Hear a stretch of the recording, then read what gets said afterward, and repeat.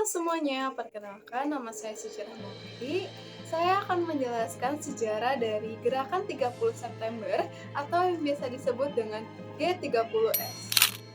Pada malam 30 September hingga 1 Oktober 1965, terjadi peristiwa bersejarah Indonesia yang dikenal sebagai Gerakan 30 September atau biasa disebut dengan G30S.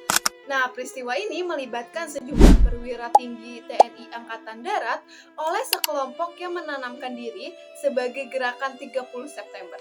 Nah, gerakan ini diduga memiliki hubungan dengan Partai Komunis Indonesia atau biasa kita sebut dengan PKI. Nah, yang pada saat itu merupakan salah satu kekuatan politik besar di Indonesia. Saat itu, Indonesia menganut sistem pemerintah demokrasi terpimpin yang membuat PKI semakin kuat dan mencapai puncaknya pada 30 September 1965. Sebelum melakukan penyerangan, PKI menarik simpati kepada rakyat untuk mendapatkan dukungan dengan cara yang pertama, membagikan tanah kepada buruh tani, dan yang kedua ada mempersenjatai buruh tani. Lalu PKI menyebar isu bahwa ada Dewan Jenderal yang melakukan kudeta, tetapi TNI Angkatan Darat ini menolak tuduhan tersebut dan balik menuduh PKI ingin merebut kekuasaan Indonesia karena keadaan semakin memanas. PKI ini dipimpin oleh Letkol Untung melakukan penyerangan pada tengah malam dan aksi dimulai dengan merebut Bandara Halim Perdana Kusuma yang dijadikan sebagai markas PKI.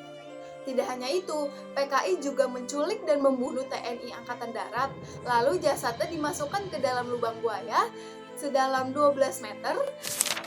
Berikut adalah 7 perwira yang dimasukkan ke dalam lubang buaya.